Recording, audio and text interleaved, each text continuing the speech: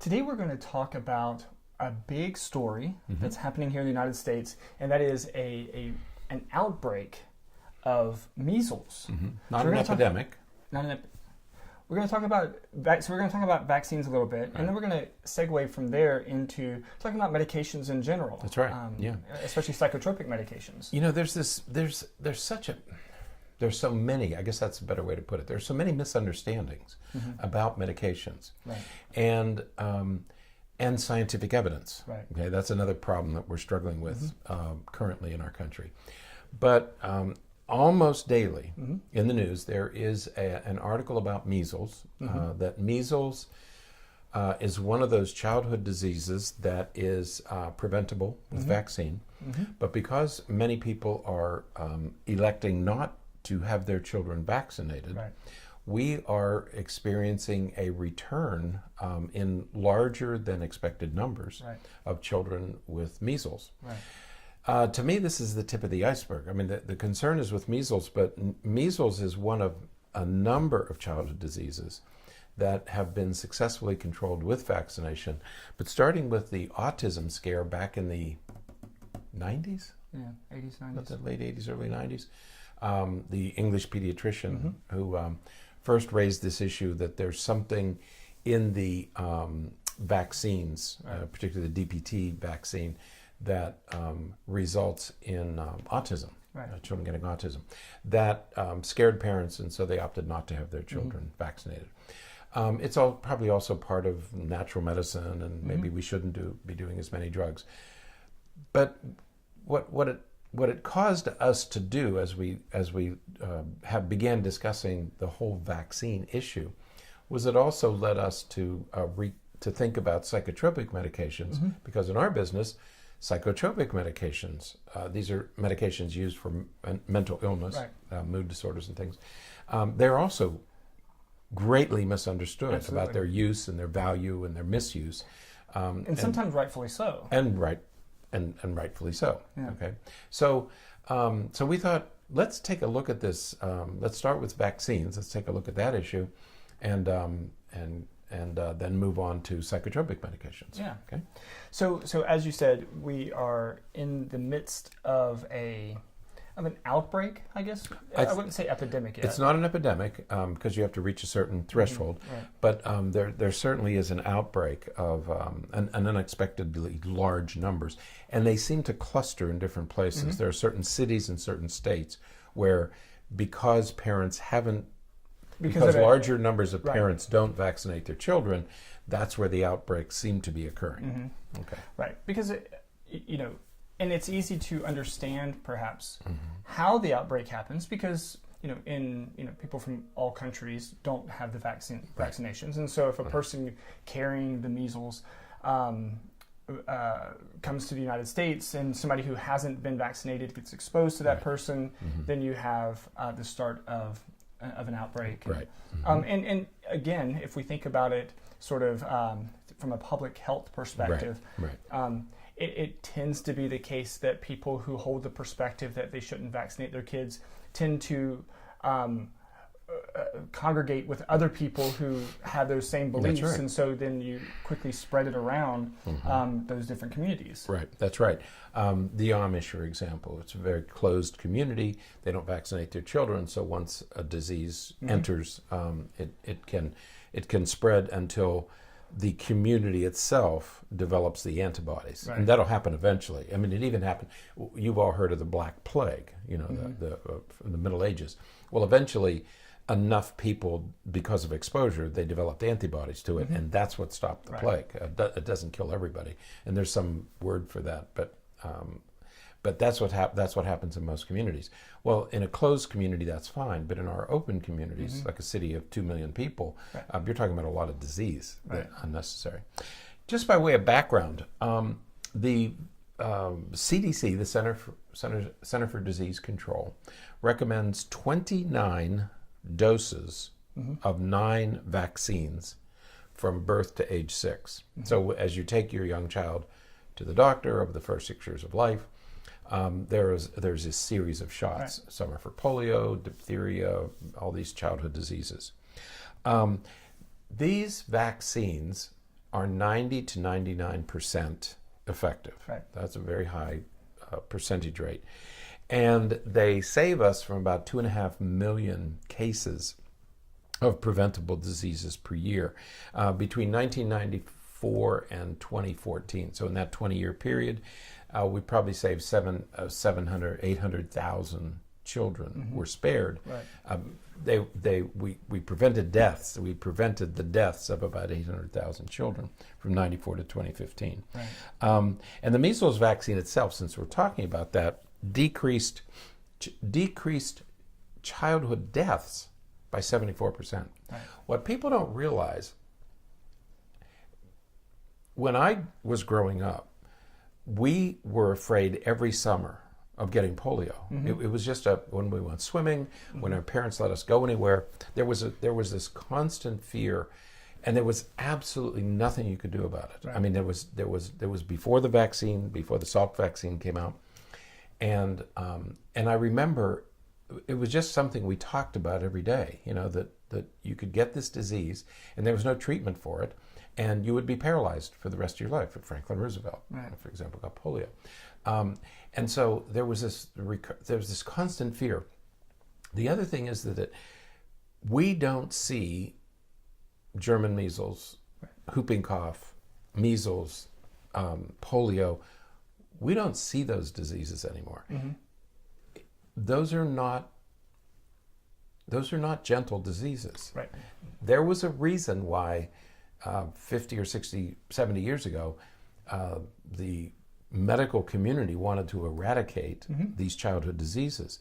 They were the cause of a great deal of suffering, right, and many, many, many, many deaths. And if you've ever seen a child die of whooping cough, yeah, you don't ever want that to happen again.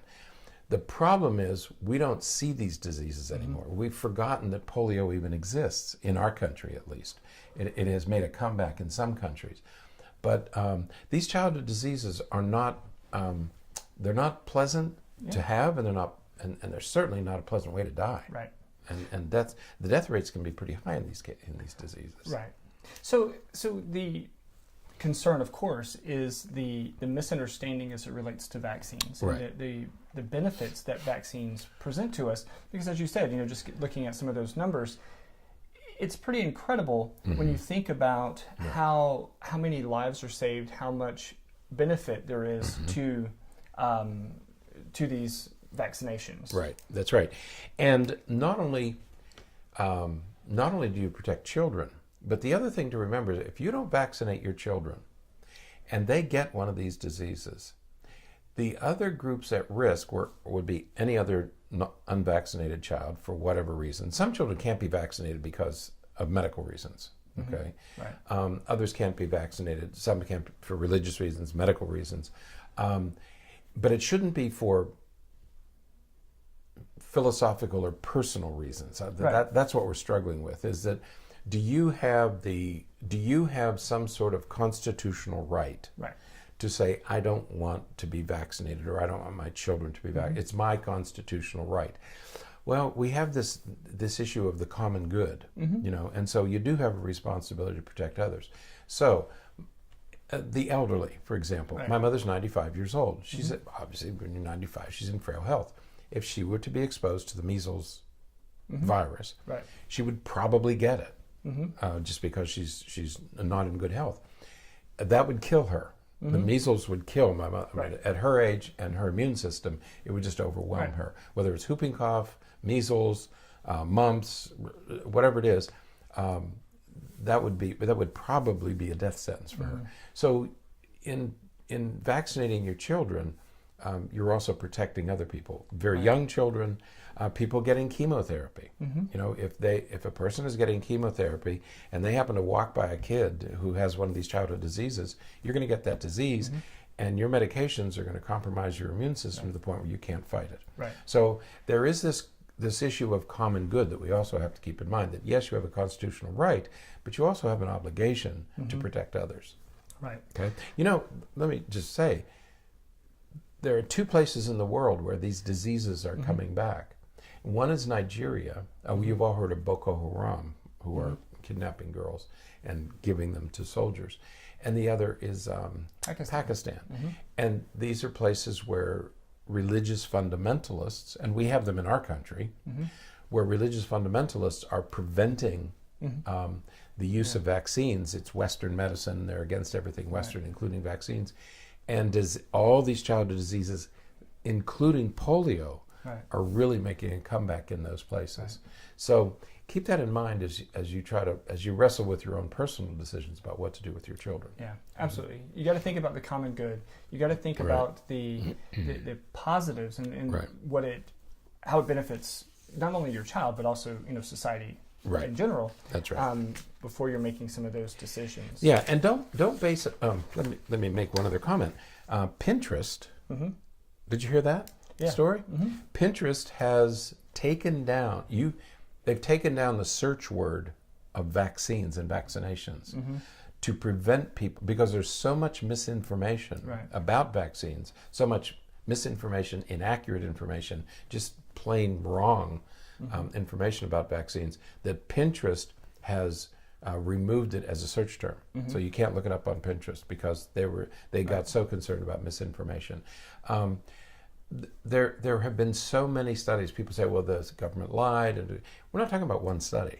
Right. We're not talking about studies by the government either. That's right. These are not government studies. These are independent researchers with no ties to the federal government. So this is not a conspiracy.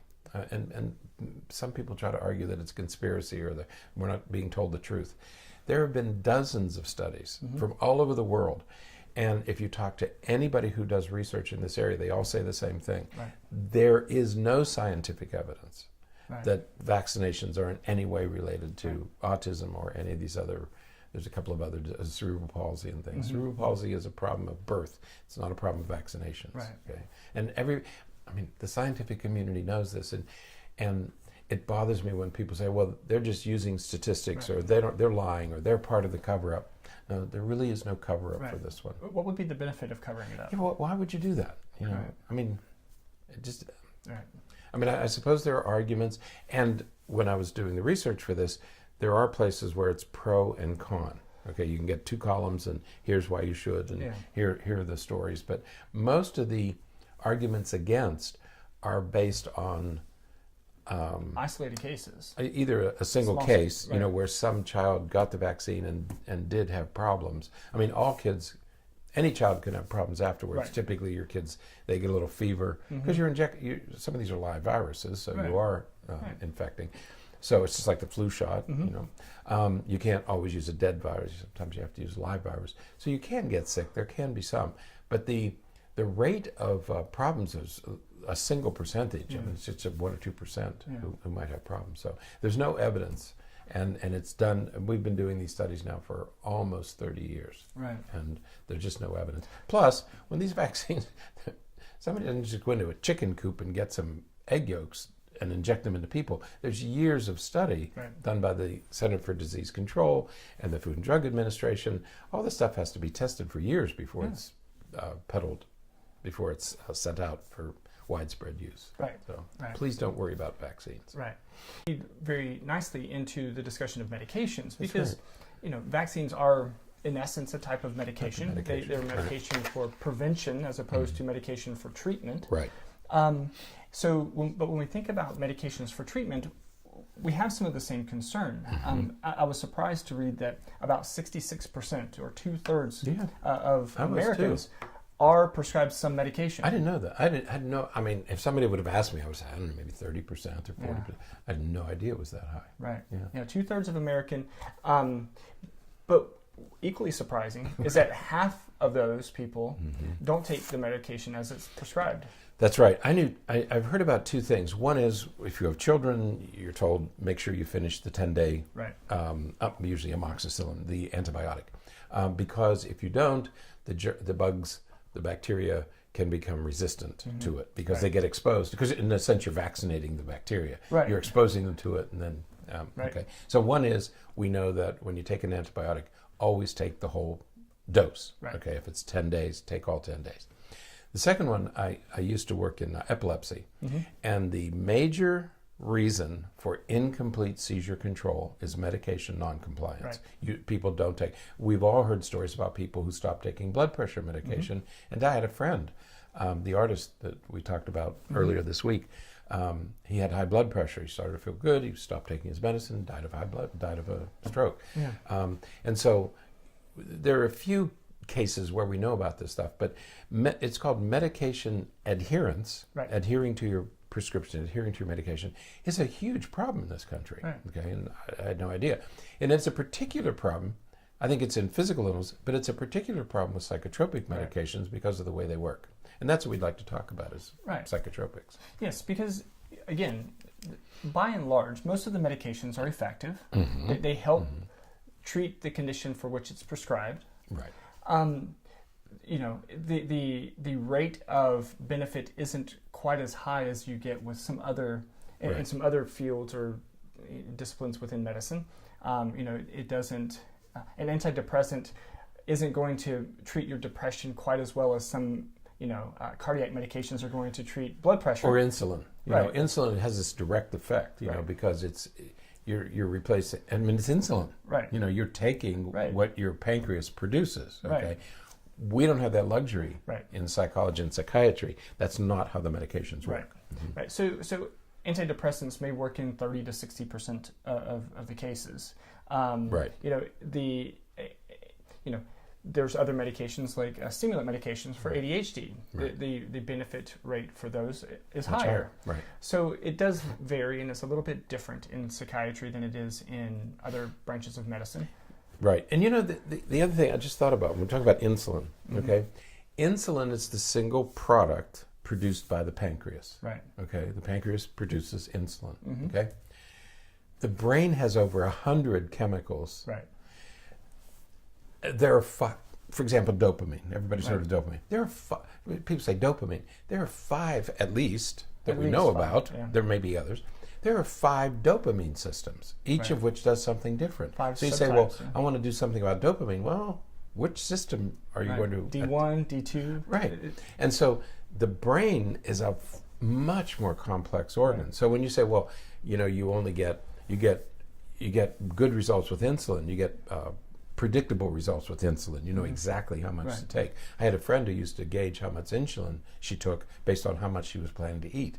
So depending on the number of calories she planned, that's how precise you can be. There's an algorithm to it. We don't have that kind of precision in psychiatry. Okay, so psychotropic medications are very different. They are effective. They do work. Okay, they work in many more cases than they don't work. Okay, so we're talking about 50 or 60% efficacy rates.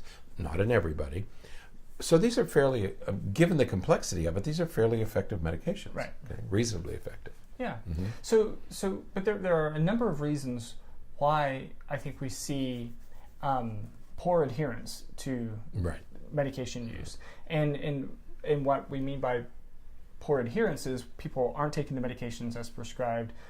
They're not taking it long enough. They're not taking it at the times and the doses that they're supposed to. They could be taking it incorrectly. You know, so you know, we can talk a little bit about some of those issues and some of the issues that we already know about these medications that we just have to kind of work through.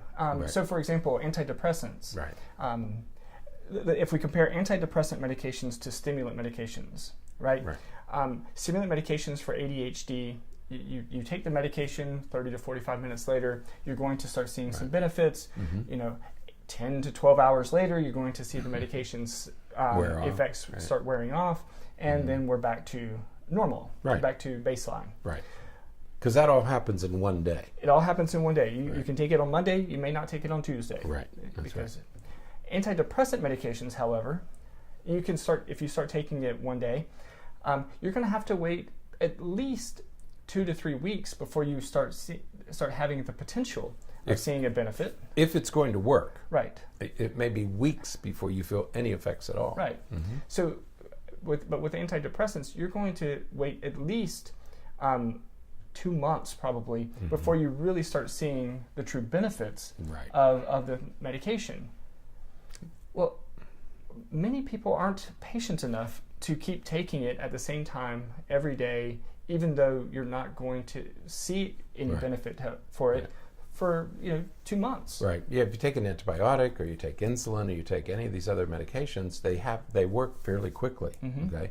Psychotropic medications don't work typically, except for the stimulants and some of the benzodiazepines. They don't work quickly, and so people get discouraged. We've had people. I know you've had patients who come in and say, "Well, it took me 6 months to finally find an antidepressant. I finally got one that worked, but I had to work through 6 or 7 months worth of trial and error." Yeah, absolutely. Yeah. So that's one of the reasons why people get discouraged is that they feel that it's not working. So they say, "Oh, heck with it, I won't take it." Right. Another reason is because of side effects. Side effects. Side effects are, every medication has side effects. Side effects are the price we pay for therapeutic effects. Right. Now, for things like insulin, the side effects are minimal, and usually easily managed, easily dealt with if they happen at all. Side effects are relatively rare. With psychotropic medications, side effects are more common. And because the goal of these medications is to directly impact the brain, you're going to get peripheral side effects. You could. Where the brain is affected in different areas, that's going to affect different areas of the body. And so you could take a medication for attention and end up with elevated heart rate, jitters, and some of those kinds of symptoms. That's right. You could have increased blood pressure. You could have increased heart rate. Those are usually benign, and they usually go away when your body after your body adjusts to it. But yeah, there could be side effects. Some are not so pleasant. Some are digestion problems and headaches and things. But if you can tolerate them, most of them limit themselves. Eventually, you get used to the drug. But again, if they're unpleasant, people will stop taking their medications. So side effects is one reason. Taking too long for it to work is another. Interactions with other substances. You're taking one medication and you don't want to add a second, and the pharmacist may advise you not to combine these medications because they're dangerous. Of course, we already talked about the belief that it isn't working. Okay, and that it's no longer needed. And that's what happened to my friend. He said, "Well, I don't need it anymore. I feel good," and bang, you got a problem. This is the big one because medications. Some of these medications make you feel lousy. Yes. Especially the antipsychotic medications or mood stabilizing medications. Many times, because of the neurotransmitters that they affect, you don't feel very good. And so, as soon as your symptoms start to remit, that patient is going to have the likelihood of wanting to decrease or discontinue the medication completely. And as soon as they start discontinuing the medications, then you're talking about withdrawal effects because. Especially with antidepressants and some of the other ones, you have to wean off of those medications. You go on slowly and you come off slowly. Be very careful. And then certainly, by the time the medication is getting out of your system, suddenly those psychiatric symptoms start to recur. And that's now you're back to being in crisis again. That's right. And the other thing with psychotropics is weight gain. That's an important side effect. And particularly with children, teenagers, they don't want to gain that weight. And we're talking about a sizable increase. I mean, we're talking about 30, 40 pounds in a month or two. Especially with antipsychotic and mood stabilizing medications. That's right. And you have just the opposite effect with stimulants, is you have appetite suppression and you can lose weight. Now, many people don't mind losing weight, but if you're a growing teenager and you want to play sports and you want to lift weights and do those things, the medication could interfere with that. So these kind of side effects are something that we have to manage. And when you get into side effects, it's good to have family support, because and many people don't have that. You don't have the encouragement, and it's okay. We're going to work through this with you, especially with children.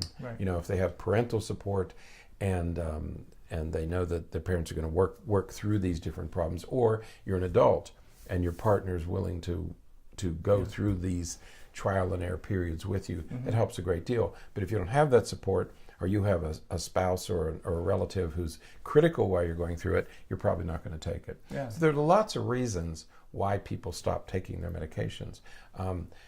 But I think we need to be aware of those, and we need to be careful that we don't we don't fall into that trap of saying, well, it's not working or the side effects are too much. Work with your physician if you trust that physician. Right.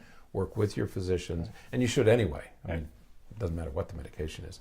Work with your physician and take it as prescribed. Right. One of the key elements to all of this is psychoeducation. Right. You know, you have to inform yourself and be informed as it relates to these medications. Mm-hmm. You know, I'm constantly surprised by the number of people that we work with who are taking medications but have absolutely no idea what they're taking. I know. You know, they don't know what it's supposed to do. They don't know how often they're supposed to take it. They don't know if they're supposed to take it with food or without food or in the morning or in the evening. Right. And you know, all of those components, all those details are really important because, you know, you're working with somebody who has ADHD and they're prescribed a stimulant medication, and then suddenly they're complaining about not being able to sleep at night, and you say, well, what time are you taking your medication? They say, well, I don't have class until the afternoon, so I'm not taking it until about 1 o'clock so that it's really working. Well, that's going to keep you awake at night. That's right. You know, so you have to understand the medication. You have to appreciate what it's there for, what it's doing, and psychoeducation is how you're going to learn that. That's right. And one of the things that we wanted to mention was was it PDR? I was trying to think of the letters, the Physician's Desk Reference, which we used to have on our desks all the time before the internet. Yeah. We had to have a book. It was a thick, several inches thick book of all the medications. And this can scare people because there's all these drugs and they're all bad and they're all dangerous. And no, they're not. And in psychotropics, there's a finite list of drugs. I mean, you have stimulant medications for ADHD, you have antidepressants, anti-anxiety, mood stabilizers, and antipsychotics. Okay, that's about it. So it's a short list of the type of drugs that are available. Now there are several drugs under each category. Right. But this is easy stuff for you to understand. So when we talk about psychoeducation, Dr. Berney mentioned psychoeducation, this is a finite list of drugs. You can understand what they do. You can read about them on the internet, which people do anyway, okay? But this is easy enough stuff to understand. And so rather than just dismissing drugs and big pharma and doing it with in an uncritical way and ignoring all the research that's been done, look into these drugs, know what class of drug you're taking, it's very simple, which specific drug you're taking, and learn about that medication of when you should take it. There are some drugs you can't eat grapefruit. You know, here we live in Florida, we eat a lot of grapefruit. Yeah. There are certain drugs you can't eat grapefruit, others you can't eat chocolate. Okay, so you have to know what those things are. Okay, but get the information, use it wisely, and you're going to get a very high success rate. Okay? With minimal side effects. So a few things to keep in mind as it relates to psychotropic medications. The first thing is that medications are not cures. They treat symptoms. That's it. They don't teach skills. They do not remove the disorder. They don't cure anything. It's so important. They don't cure. You don't cure depression. You reduce the symptoms. So that you can do whatever work you need to do to deal with your depression. Okay. Yeah. So they make you available to learn the skills that you need to cope with and manage the symptoms. So that's number one. It's not a cure. It's part of a larger treatment plan. Okay. The second thing is that you have to remember that every medication has risks and every medication has benefits. So now it's up to you and your physician to determine whether the risk-benefit ratio is in your favor or not. Can you live? That's right. You know, if you have a serious condition like schizophrenia or bipolar disorder, it may be worth taking a medication that's going to affect your energy levels or your some of your mood or motivation and some of those things for a relief of those troubling, impairing symptoms. It may be worth it. If you're struggling with ADHD, maybe not. So you need to figure out what that ratio is of risk to benefit and determine whether or not the medication is going to be an option for you. I think that ADHD is probably a really good example to talk about risk-benefit because you can look at a kid and say, well, is it worth the side effects to get an A rather than a B. Right. And it may not be worth it for you or your child. You may decide it's not. Right. However, if your child is failing in school and doesn't have friends and is constantly in trouble, then the risks of the medication far outweigh the disadvantages of being in trouble in school and failing in school and all the other terrible social emotional problems that kids with ADHD can have, untreated ADHD can have. Absolutely. Yep. Now, the third thing is that it can take time. That's we right. mentioned this a minute ago, that it can take some time for these symptoms to improve. So you gotta give it the opportunity to work. Right. Stimulant medications are going to be effective right away. Benzodiazepines, they're going to pretty much work right away. Antidepressants, anti-anxiety medications. Most of the others. Most of the others are going to take a little bit of time. So be patient. That's right, except for the benzodiazepines, things like Xanax and Valium and those sorts of things, fast-acting, mood-changing agents, and stimulants that we use for ADHD. Almost everything else in the kit takes weeks to months. So you have to be patient. And the last thing is that you have to remember that medications are just one part of your overall treatment plan. Medications, as I mentioned a minute ago, medication makes you available to learn the skills and strategies you need to cope with the symptoms that you're experiencing.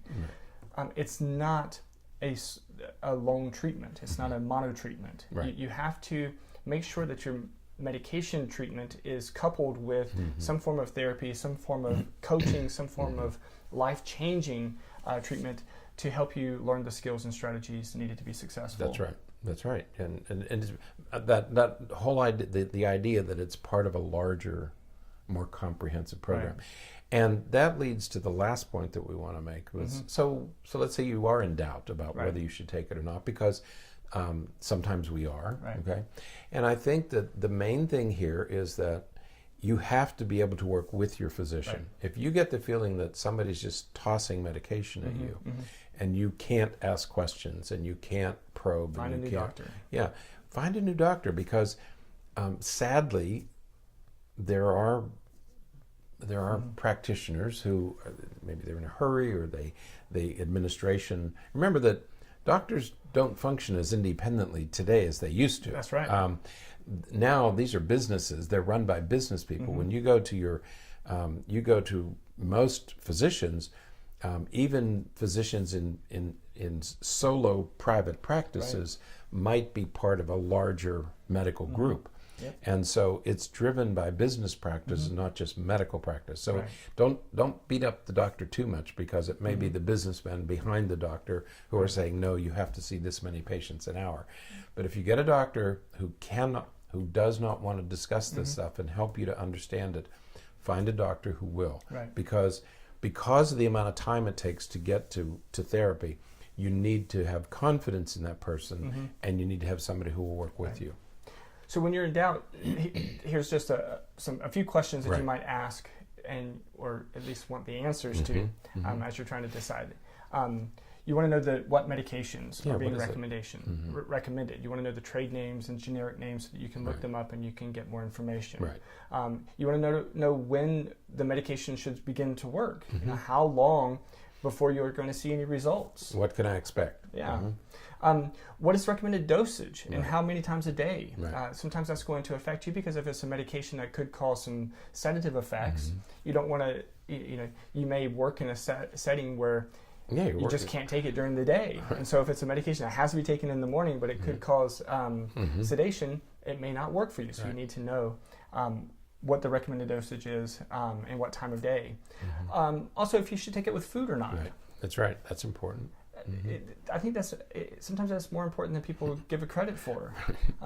They start taking medications and they're complaining about stomach aches and things like that, and it's like, well, take it with food. It did say take with food. Okay, so you don't take it with food, and then you quit taking it because it's causing you stomach aches. Use it as prescribed. That's right. So of course you want to know the side effects. You want to know common side effects, less common side effects, mild side effects, serious side effects. These are all things that you want to explore. I'm taking albuterol because I had some bronchitis. I wish somebody would have told me about the leg cramps that I was going to get when I take albuterol. Oh, they're nice. Oh, man, they were bad. But we're dealing with those. But, I can't stop using the albuterol because I'm getting leg cramps, so I got to take something for the leg cramps. Right. But I have to keep taking it. That's right. So. Other questions that you want to have answered, is the medication addictive? Are you going to potentially have to increase the dose in the future because your body is getting accustomed to it? Are there blood tests that you need to take at a somewhat routine basis to make sure that the medication is at a therapeutic level? Right. There's a lot of psychotropic medications that's the case. True. Yeah. You might want to know if the medications could be replaced by food supplements, or if the medications are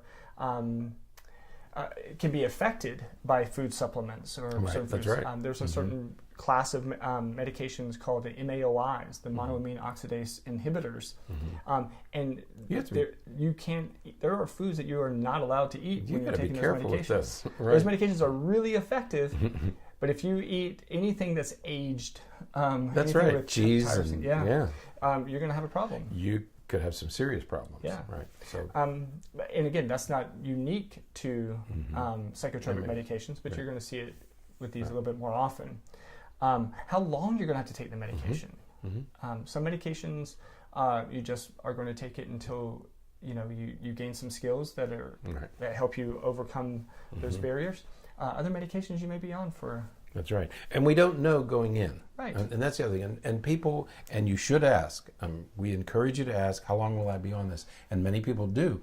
And we say, well, we're not sure, because remember, the medications are going to give you symptom reduction of symptoms. Okay, it's symptomatic relief. And then we're going to do all this other work to get you away from whatever's causing the problem to begin with. Absolutely. I don't know how long that will take. It might be a month, 2 months, 3 months, 6 months. It might be a year.